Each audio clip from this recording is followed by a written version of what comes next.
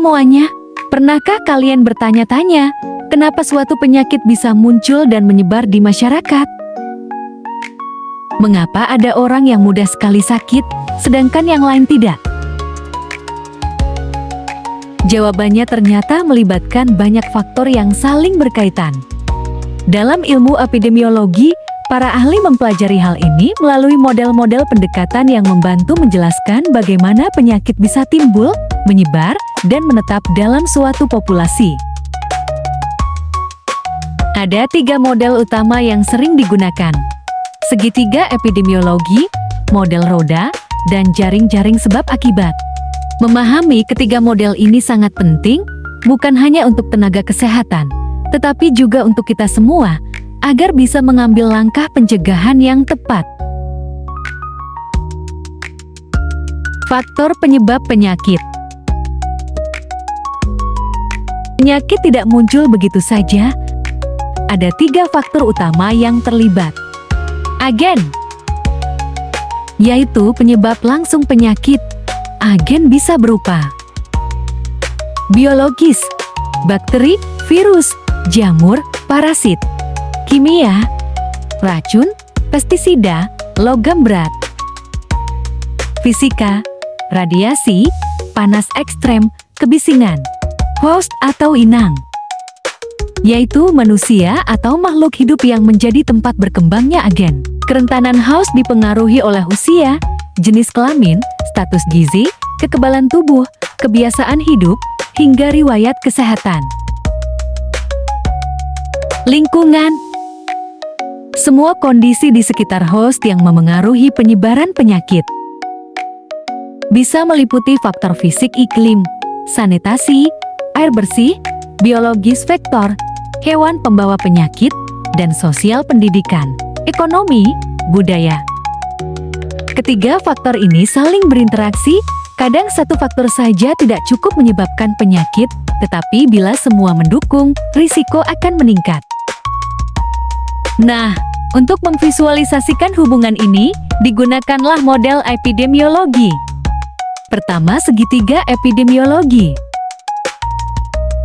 Bayangkan sebuah segitiga dengan 3 sisi yang mewakili agen, host, dan lingkungan. Agen adalah faktor penyebab langsung, seperti virus dengue pada demam berdarah. Host adalah orang yang rentan, misalnya belum memiliki kekebalan terhadap virus tersebut. Lingkungan mencakup kondisi yang memungkinkan penyebaran, misalnya adanya genangan air yang menjadi sarang nyamuk Aedes aegypti. Prinsipnya sederhana. Penyakit muncul jika ketiga faktor ini saling mendukung. Artinya, meskipun ada agen, penyakit belum tentu muncul jika host kebal atau lingkungan tidak mendukung penyebaran. Contoh lain, TBC.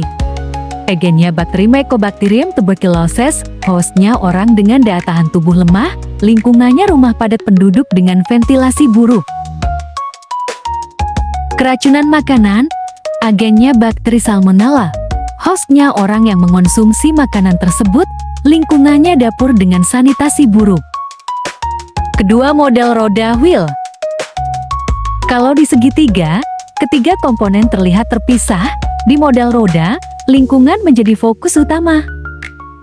Model ini menggambarkan host di bagian tengah, dengan faktor genetik di pusat, lalu dikelilingi oleh lingkungan yang dibagi menjadi 3. Lingkungan biologis mikroorganisme, flora fauna, dan ekosistem alami. Lingkungan fisik iklim, cuaca, polusi udara, pencemaran air. Lingkungan sosial status ekonomi, pekerjaan, kebudayaan, pendidikan, gaya hidup. Lingkungan dalam model ini berperan sangat besar dalam menentukan risiko penyakit. Faktor genetik memang memengaruhi kerentanan host, tapi tanpa pemicu dari lingkungan, penyakit bisa saja tidak muncul. Contoh, asma. Faktor genetik membuat seseorang lebih rentan, tapi pemicunya berasal dari lingkungan seperti debu, asap rokok, atau polusi. Kanker kulit, faktor genetik ada, tapi risiko meningkat karena lingkungan fisik seperti paparan sinar UV berlebih. Ketiga, jaring-jaring sebab akibat the web of causation. Kalau segitiga dan roda cenderung sederhana, model ini jauh lebih kompleks. Bayangkan sebuah jaring laba-laba, setiap simpul adalah faktor penyebab, dan semuanya saling terhubung. Prinsipnya, penyakit jarang disebabkan oleh satu faktor saja. Biasanya, ada banyak faktor yang bekerja bersama-sama, saling memperkuat, dan menciptakan kondisi yang mendukung penyakit. Contoh, penyakit jantung koroner. Faktor penyebabnya antara lain pola makan tinggi lemak, kurang olahraga, merokok, stres, obesitas, hipertensi, dan faktor genetik, semuanya saling memengaruhi. Diabetes tipe 2 dipicu oleh kombinasi obesitas, pola makan buruk, kurang aktivitas fisik, riwayat keluarga, dan stres kronis. Model ini mengajarkan bahwa pencegahan penyakit harus bersifat menyeluruh, mengendalikan banyak faktor sekaligus, bukan hanya satu penyebab. Kesimpulan, segitiga epidemiologi menekankan keseimbangan antara agen, host, dan lingkungan. Model roda menyoroti peran dominan lingkungan terhadap host.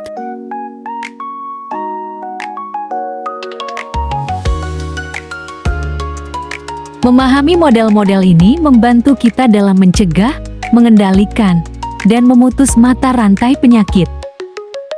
Karena jaring-jaring bukan hanya tentang melihat penyakit sebagai hasil interaksi kompleks banyak sebelum penyakit muncul. Jadi, tetaplah menjaga pola makan, olahraga teratur, menghindari kebiasaan berisiko, dan peduli pada lingkungan sekitar. Dengan begitu, kita bisa mengurangi risiko penyakit dan hidup lebih sehat.